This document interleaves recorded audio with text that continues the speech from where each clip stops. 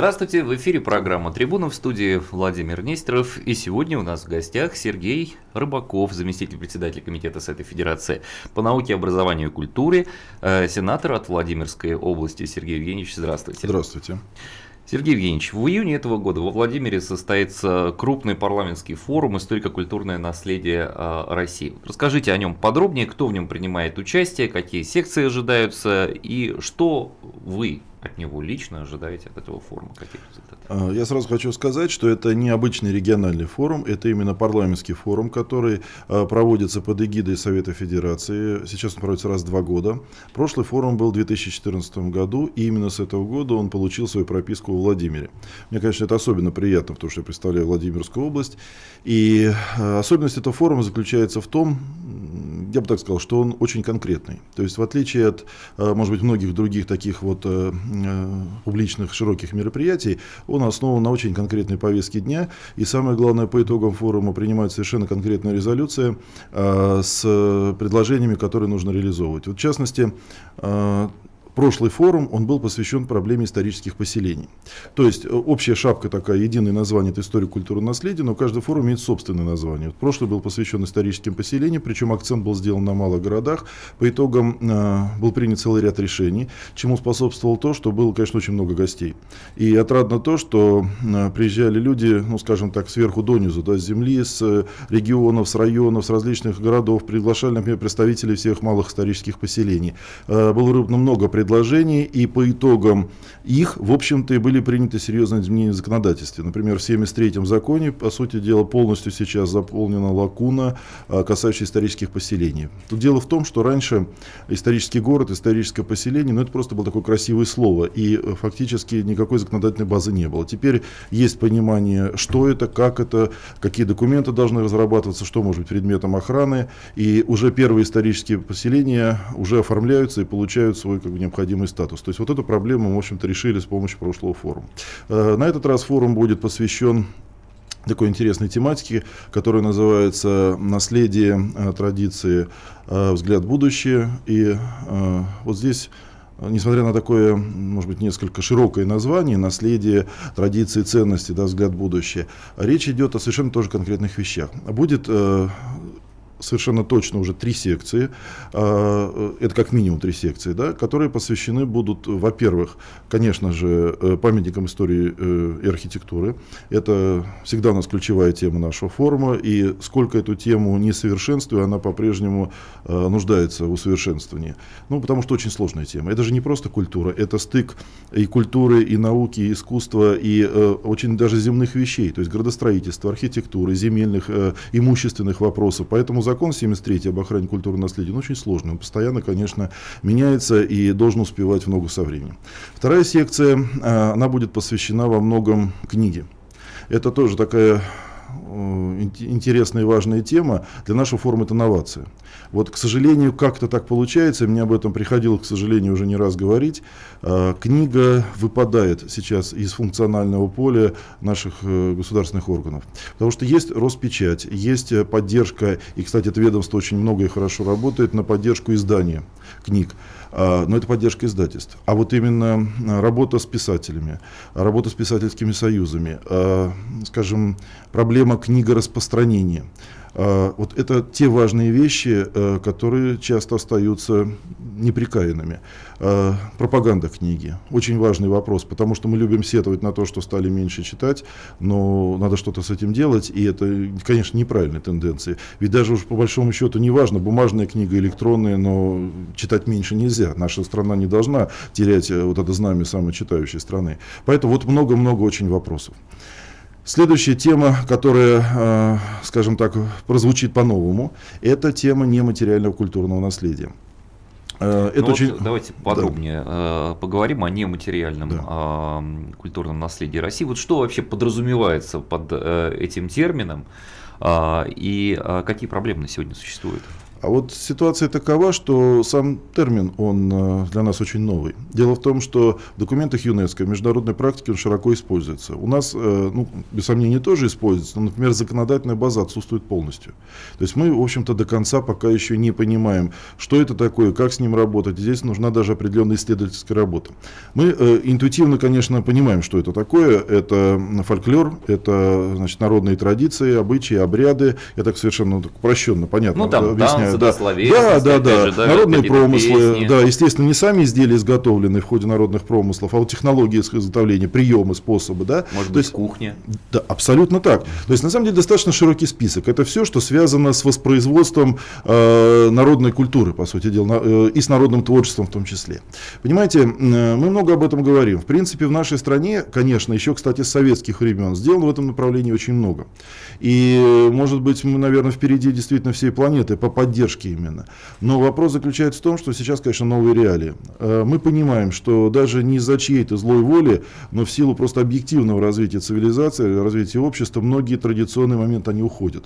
Уходят безвозвратно. Скорость ухода очень быстрая. Это можно говорить как о народных там обрядах, традициях, песнях, танцах, фольклоре, да, так и о том, что является вот таким народным творчеством, скажем, материальной культуре. Ну, например, традиционное жилище, вот деревенское традиционное жилище, да, буквально уже на глазах тает традиционная деревянная застройка в малых городах там, центральной России, в деревнях, в селах. Какая-то ужасная картина, когда приезжаешь в деревню и самый красивый дом, который мог бы там, например, стать объектом культурного наследия, именно он находится в самом плохом состоянии. Это какая-то странная такая закономерность. Именно у него уже обвалилась крыша, и он скоро рухнет. Понимаете, проблем очень много. Здесь, конечно, кстати, вот перекидывая мостик и к так называемому материальному культурному наследию, к памятникам архитектуры и истории, я хочу сказать, что вот я, честно говоря, очень хорошо понимаю, что да, очень много нужно сделать еще по законам. Вот в частности, по нематериальному культурному наследию, по всей видимости, нужен закон. Сейчас у нас такого нет закона. Очень важная проблема, конечно, создание реестра. Единого реестра, где учтены были бы все объекты нематериального культурного наследия. Сейчас предварительная работа, в общем-то, проводилась Министерством культуры. Она проходила в рамках домов народного творчества, которые составляли региональные такие вот каталоги нематериального культурного наследия. Российский фольклорный союз очень много для этого сделал, Институт искусствознания. Но вот единого пока нет, единого документа, единого перечня по единой форме, по единой методике. Для чего это важно? Вот когда некоторые пытаются трактовать такой реестр, как подобие реестру памятников истории архитектуры, которые у нас существуют, я с ними в корне не соглашаюсь. Здесь задача другая.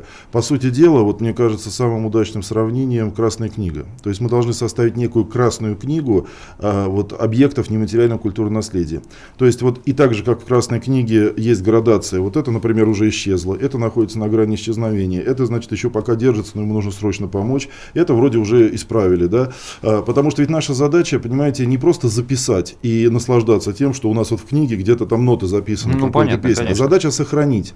Причем сохранить формы тоже должны быть очень гибкие, потому что очень часто, скажем, встречаешься с желанием, особенно ученых, просто это законсервировать как-то, чтобы оно жило в деревне. Да, к сожалению, оно уже в деревне в быту очень часто и не живет. Может быть, в разных регионах, кстати, все по-разному. Если, например, на Северном Кавказе, если на Белгородчине, к примеру, в Сибири, чуть лучше дела с этим, значительно даже лучше. А вот, например, в Центральной России, в более такой урбанизированной и, скажем так, сконцентрированной в крупных городах зоне, там в деревнях это просто погибает все. Поэтому, может быть, подключать к этому активно и туризм, подключать к этому какой-то спрос. То есть вот эти вот фольклорные ансамбли, но не те, которые даже вот изучают и его потом воспроизводят фольклор, хотя иногда нужно и это, а те, которые сохранили вот в своей деревеньке эти песни, они тоже нуждаются, наверное, в выходе на сцену, в выступлениях перед туристами, в конце концов, в зарабатывании каких-то денег. То есть должен появиться смысл существования такого коллектива.